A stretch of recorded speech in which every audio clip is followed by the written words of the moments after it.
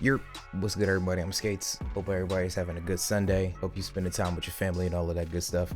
Today's video is going to be about how to do two things: how to get Ableton to open up default with all the things that you wanted to open up, and also how to save things as a template, right? So as you can see here, I have one here called default template. I'll actually move that one to the trash because I don't need it. And this is just how I normally have everything come up. So I'll delete this because I don't actually need it.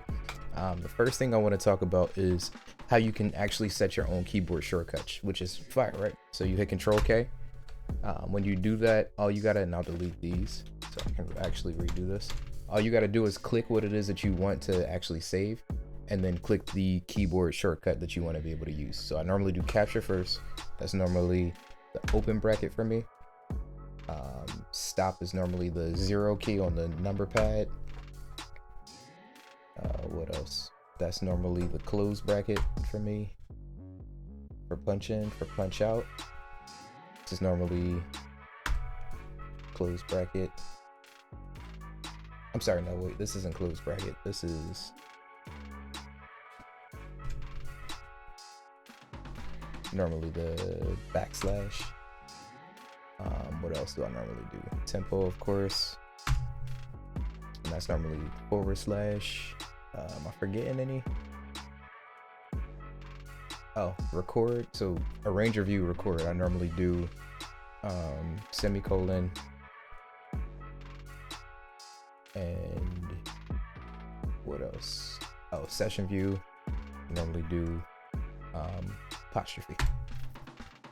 Right, so when you hit Control K to get out of there, if you have a MIDI keyboard or MIDI controller that you want to set different things up with, you hit Control M and it'll let you do the same exact thing. So you click anything that you want to click and then turn a knob or press a button and it'll work the same exact way, right? Then let's talk about tracks. So you hit Control Shift T to open up a MIDI track, right? If you want a MIDI track, you hit Control T to open up a regular audio track. So what I'm actually going to do is pull up a utility,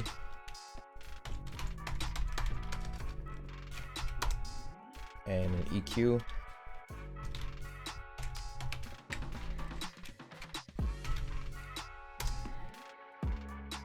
and I'm going to save. I'm actually going to group these together,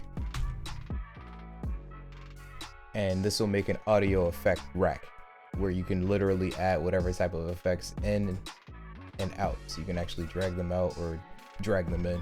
It works both ways. So I'll copy this and add it to the audio track as well. And if you want your audio tracks to come up with this automatically every single time, you right click this and it'll say save as default MIDI track. And you can right click this and it'll say save as default audio track, and I'll click that as well, so it does that all the time, right? So I'll get rid of this audio track because I don't need it. I'm going to duplicate this twice, so I have 3 of them. I'm going to click the first one, click the shift key, click 2 to 4, and I'm going to click Control G to group them.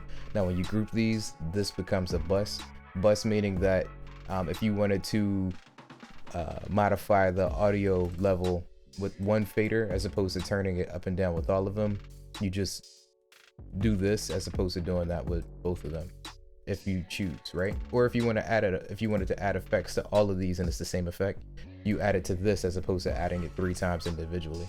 So I have that. I'm going to duplicate this and I'm going to right click this. I'm going to name this drums. Hot take from this: if you add a hashtag before the actual name, is going to keep the numbering of the actual tracks. So it says 6 drums here, right? I'm going to rename this one instruments, right? And then I'm going to right click this and I'm going to assign a different color because I normally like my green or blue, so I'll use this green. Right click this and I'm going to click assign track color to group tracks and clips. Right, so now my instruments will be in green, my drums will be in orange, and then I'll group these together by clicking Control G, and this is going to be my filter bus. Right, now what your filter bus you normally use for, shout out to CMP because I learned this inside of Studio One with his Studio One tutorials. He's fire. Please follow his channel.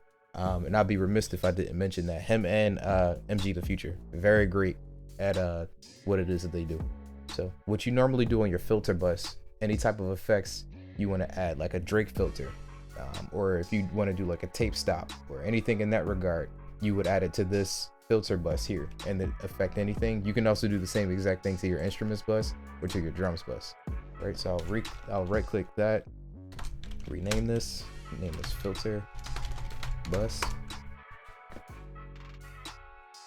right? And then I'm going to click instruments and click Control T to add another MIDI track there, and then I'll duplicate this. I'll shift click both of those and we're going to make them red. I'm going to rename this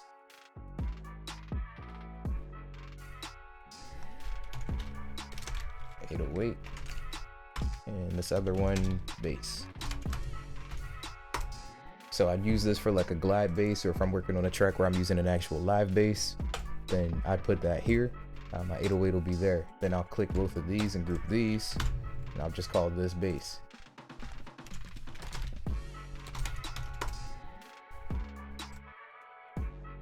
So now you got a filter bus that groups everything. You have an instruments bus that groups just your instruments. You have a bass bus that groups just your bass. And then you have a drums bus that groups just your drums. You can also go about adding different plugins that you wanted to any one of these tracks, right? So let's say, I don't know, let's say I wanted to open everything up. Let's say I'm Omnisphere gang and I got Omnisphere. I would drag Omnisphere in to anything or any other plugin that you wanted to drag in, and then I'll use drum rack on my drums,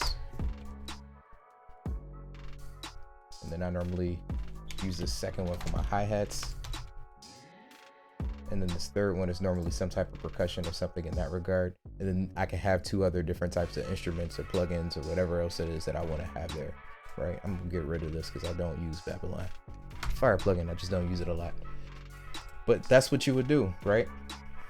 Now if you want to save this so that it opens up as your default inside of Ableton every single time, you want to go to preferences, you want to click on where it says file folder, and then right here it says save current as a default. You want to click that, right? Overwrite default set, you hit yes. So that'll work that way, right? Let's say you have several different types of templates for different types of music. So let's say you got like a boom bap template. Let's say you have like a trap template where you have your drum rack open and you bring a whole bunch of different drums in and save them that way. And you want it to come up every single time like that. Saving it as default won't allow you to change it. There's no way to like specify how you want something to be open before you open it inside of Ableton, unfortunately, at least in this version of Ableton. So what I normally do, I'll normally make a folder and call it templates, and I'll save it. I'll make that folder over here inside of that folder. I currently have mine set in my documents, user library, templates. And then what I normally do here is make that one of like the collection so I can get to it faster. And then if I wanted to, like, I could name this trap template, right? And then I can drag all of this. Well, it won't let you do it. They need to fix that. I don't like that. I didn't know that you can't just do that until just now. So I'll go back here, documents, templates, and then you can drag this right into this folder and it'll come up here, right? So let's say I didn't have this open and I didn't save it as default and I wanted to choose how it is that I work before I open it up.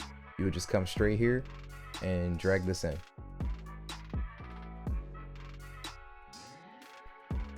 Right, and it'll come up the same exact way every single time. The only thing you have to do, which is also annoying,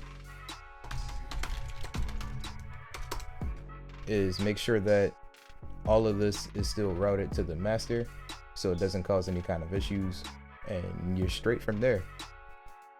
So this is just a quick way to be able to get all of your ideas and the different things that you want to do out the way. A lot of people don't like to hesitate or think about what it is that they're about to do next. They just want to automatically get to it, especially if you're somebody like me who works when you're on the clock, you got like a half hour, you got a quick 15 or however long your break is, and you just want to be able to cook. You don't got too much time to actually scroll through libraries and to do this. It'll already be set for you. That way all you got to do is open it up, bang, and then by the time you get off your break, you hit save and you got a whole track done. So this is all I wanted to show today. Just a quick overview on how it is to save things as a default, and how to make your templates inside of Ableton. I appreciate y'all watching, viewing. I appreciate all of my new subscribers. Love y'all. Have a good Sunday. Peace.